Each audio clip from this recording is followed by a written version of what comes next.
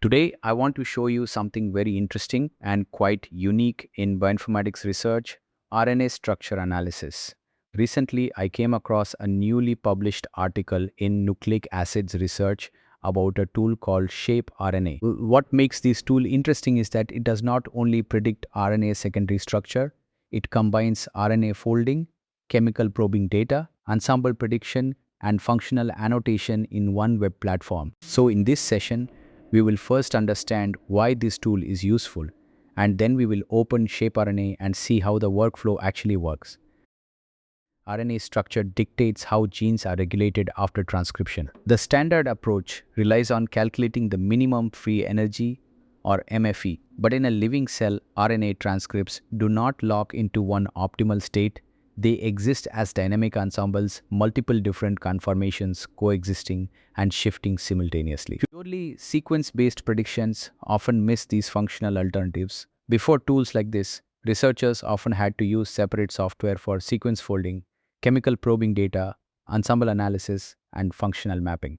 ShapeRNA is designed to bring these steps into one integrated platform. This diagram outlines three workflows.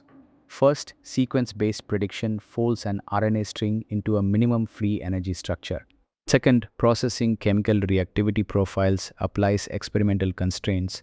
Third, using raw FastQ alignments, the system bypasses single structures to statistically infer distinct, coexisting structural clusters. Regardless of the pathway, these outputs are fed directly into a unified functional annotation module. Now, instead of keeping this only as theory, let's open ShapeRNA and see how these workflows are arranged in the actual web server. We begin with the baseline, using pure sequence thermodynamics to predict structural topology. The first example in the paper uses the MAPT exon 10 region, which is involved in tau isoform regulation through alternative splicing. This map illustrates the wild-type MAPT exon 10 region. Notice the compact arrangement where the intronic splicing silencer and 5' splice site integrate into a single structural unit. The algorithm calculates a minimum free energy of negative 29.6 kilocalories per mole, establishing a stable baseline. We then introduce 5-point mutations directly into the silencer sequence to observe the thermodynamic effects. The predicted topology changes. The silencer and the 5' splice site move into two separate structural segments. This reorganization is matched by a 9 kilocalorie per mole increase in calculated free energy, indicating a less stable, more fragmented fold. For the demo, this example is useful because it shows the simplest workflow: input a sequence, predict the structure, and compare wild-type and mutant RNA. Pure sequence-based algorithms force a single optimal answer. Biological environments, however, are probabilistic. The HIV-1 response element, or RAE, is a regulatory RNA that must adopt multiple alternative secondary conformations to function. By ingesting raw sequencing data from DM's chemical probing, the platform measures the actual physical flexibility of every nucleotide in the transcript. This side-by-side output shows ensemble clustering. Cluster 1 exhibits an extended branched architecture. Red markers indicate highly reactive nucleotides, confirming a flexible open structure. Cluster 2 reveals a compact fold driven by long-range base pairing, evidenced by the near-total absence of reactive red nucleotides. The energy levels for these states are negative 47.5 and negative 40.1 kilocalories per mole. Because the energy difference is modest, both configurations may coexist. This is where ensemble analysis becomes important. Instead of forcing one final RNA structure, the tool helps us see multiple possible RNA conformations. Mapping the structural ensemble provides the scaffold. The next step is identifying how post-transcriptional regulators interact with those shapes. Long non-coding RNA, known as ULC, serves as a densely populated regulatory target.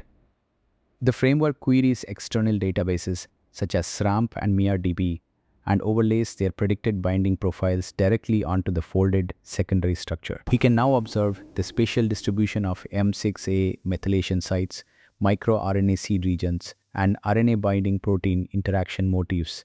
To test the impact of this modification, we run a parallel methylation-aware structural simulation on the baseline sequence. The M6A marker changes specific helices and repositions stems, altering the baseline topology. These shifts may affect whether binding proteins and microRNAs can access their targets. So this tool helps us move from simple RNA sequence analysis to structure-based functional interpretation. Integrating sequence data with physical probing allows us to analyze RNA as a dynamic, multi-dimensional molecular engine. And that is why ShapeRNA is interesting for bioinformatics researchers. It is not just predicting an RNA structure, experimental probing, structural ensembles, and regulatory annotation in one workflow. Now let's go into the tool and see how we can actually use it. Alright, let's open the tool page. I click on Tool. In the top navigation, the page title is RNA Secondary Structure Prediction. The first thing I see is a box that says Select Input Type, and there are 5 options. Let me walk through each one. I click the first option, RNA Sequence, Single Structure. This is the most basic mode. You have one RNA sequence, no experimental data, and you want to see the most likely folding. Think of it as, what shape does this RNA probably form? A second panel appears. Select a model. For this mode, you have 7 models to choose from: RNA fold, U fold, MX fold 2, not fold, RNA structure, sync fold, and red fold. The first 5 are established tools. The last 2 are newer deep learning models. I am going to select RNA fold. It is the most widely used classical thermodynamic model from the Vienna RNA package. Now for input, I see 2 tabs, Upload File and Enter Sequence. I click Enter Sequence. A text area appears with a placeholder example already shown. The sequence is called base pair RNA RFM. I type my sequence in FASTA format. The header line starts with a greater than symbol followed by the name. Then on the next line, the RNA sequence using only A, U, G and C. This is the output. Let me read it. The first line is the sequence name. The second line is the full RNA sequence. The third line is the predicted secondary structure in dot bracket notation, parentheses for paired nucleotides, dots for unpaired. This is the core output format that everything else in the tool depends on. I have 2 options now. I click Download Result to save the file. Clicking Visualize Structure takes me to the analysis page with the structure preloaded. I can see a message saying Content loaded from prediction result. Below that, under Fauna Interactive RNA Structure, the 2D structure renders. Each nucleotide is a circle labeled A, U, G or C. Red lines connect the paired nucleotides. Those are your stems and helices. Gray arrows show the backbone direction. Loops are visible as circles without red connections.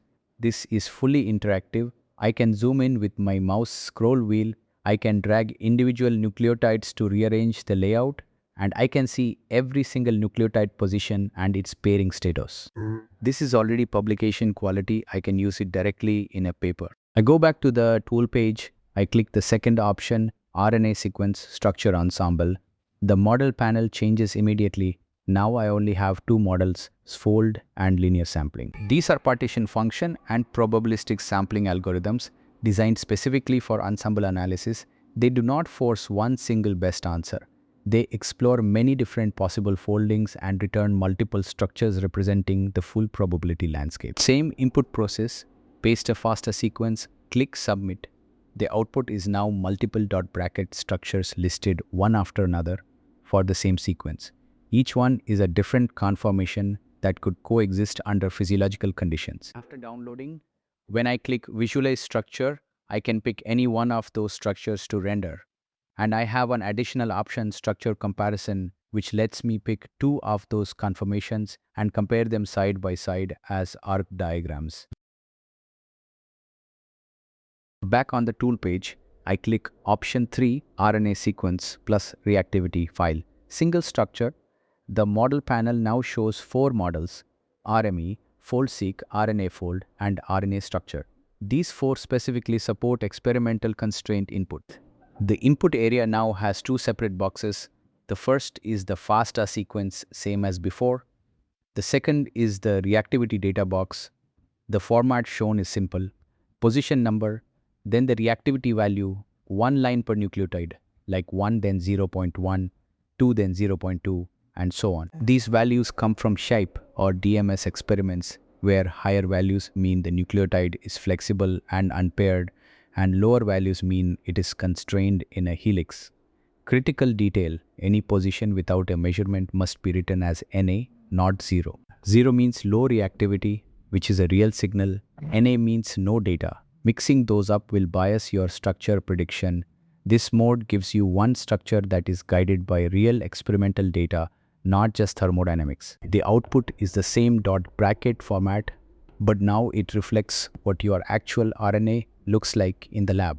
Option 4, RNA sequence plus reactivity file, structure ensemble.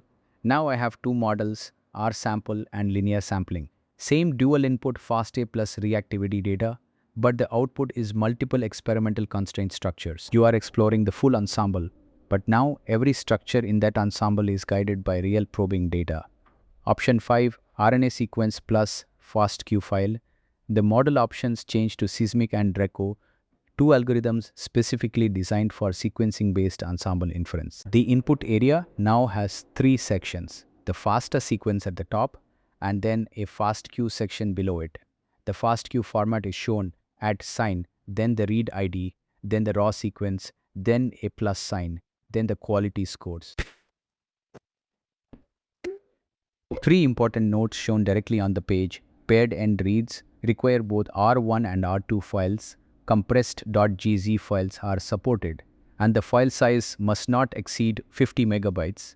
This mode bypasses reactivity files completely. Instead of pre-computed values, you feed in raw sequencing reads, and the tool analyzes the mutation patterns across those reads to statistically infer which structural clusters actually exist in your sample. This is how the HIV-1RRE example I showed you earlier was analyzed. The tool found two distinct structural populations from a single sequencing experiment. Now I click Analysis in the navigation. This is where all the downstream functional annotation happens. Every module here takes the dot bracket structure from the tool page as its input. At the top, I see three example visualizations. Look at the third one, that circular arc diagram. That is what the output looks like for a large RNA with base pairs, visualized as concentric arcs.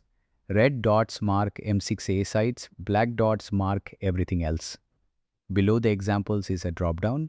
Select the type of analysis to perform. 5 options: structure visualization, miRNA-binding prediction, M6A site prediction, RBP binding analysis, and structure comparison. The first analysis we run is RBP binding prediction. RBP stands for RNA binding protein. Now, why does this matter? Because RNA doesn't work alone. Every single RNA molecule in the cell is surrounded by proteins that control its fate, whether it gets translated, degraded, transported, or spliced. So if we want to understand how our RNA sequence behaves inside a cell, the first question we have to ask is which proteins are going to grab onto it. And that's exactly what this analysis predicts. The output gives us two tables. The full CSV table shows every candidate protein with its binding position, the motif it recognizes, the actual k-mer match in our sequence, a z-score, and a p-value. The rule is simple: z-score above 2.0 and p-value. Below 0.5 means we have a statistically significant hit. Anything below that is noise. The top 3 TSV table is our highlight reel. Number 1 is RBM6 at position 177, z-score 3.437, p-value 0.00294. This is a very strong hit. Number 2 is HNRNPH1 at position 46, a G-rich binding protein, z-score 3.26, and RBM6 shows up again at position 140.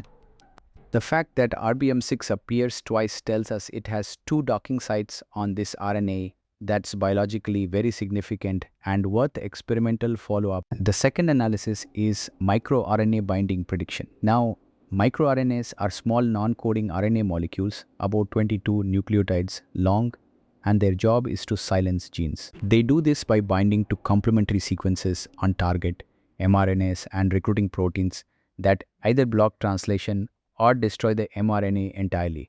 So the question here is, Could any human microRNAs recognize and bind our RE sequence? If they can, that means the host cell has a natural mechanism to potentially suppress HIV RNA, or alternatively, the virus might have evolved to evade it. Either way, this is critical information. Now look at the output. The table shows us actual human microRNA names, not proteins. The top hit is HSA-IMIR586, binding at seed location 18.4 with a score of 91. That's the highest score in the table, meaning this is the strongest predicted interaction. The second hit is HSA-MIR678B3P at seed location 36 with a score of 89. Third is HSA-MIR12275P at location 89 with a score of 82. The score here is a binding strength score. The higher it is, the more complementary the microRNA sequence is to our RNA. The seed location tells you exactly where on your sequence the microRNA is docking. These three microRNAs are your top experimental targets. If you want to test whether host miRNAs can suppress this viral element, start with HSA-MIR586. The third analysis is M6A site prediction, and this one is about epitranscriptomics. M6A stands for N6-methyladenosine, and it's the most common chemical modification found on RNA in eukaryotic cells. Think of it like DNA methylation, but on RNA. A specific set of proteins called writers, readers, and erasers add, recognize, and remove this methyl mark from adenosine residues. This modification can completely change how an RNA is processed, how fast it's translated, how stable it is, whether it gets exported from the nucleus. Now, studies have shown that HIV-1 RNA itself carries M6A modifications, and these modifications actually help the virus replicate. So predicting where on the RNA these M6A marks could occur is extremely important for understanding viral RNA biology. The output here is completely different from the other analyses, and this is the correct one. Each row represents a specific adenosine position on your sequence with three scores: score, Baylor, score, spectrum, and score combined, and then a final classification. Position 155 is the strongest hit, combined score 0.706, classified as M6A site, very high confidence. Position 102 is next, combined score 0.631, high confidence, and position 12 scores 0.0707, also high confidence. How do you read these scores? The combined score ranges from 0 to 1. Anything above 0.6 is a high confidence M6A site. Positions 155 and 42 are your strongest candidates, meaning the methylation machinery is most likely to chemically modify the adenosines at these two positions. These are your priority sites for M6A IP or DART-seq experimental validation. And that's ShapeRNA, one tool, one sequence, and a complete regulatory picture in minute structure, RBP binding, miRNA targets, M6A sites, all in one place, all for free. If you're working in RNA biology, this needs to be in your toolkit. Link is in the description. See you in the next one.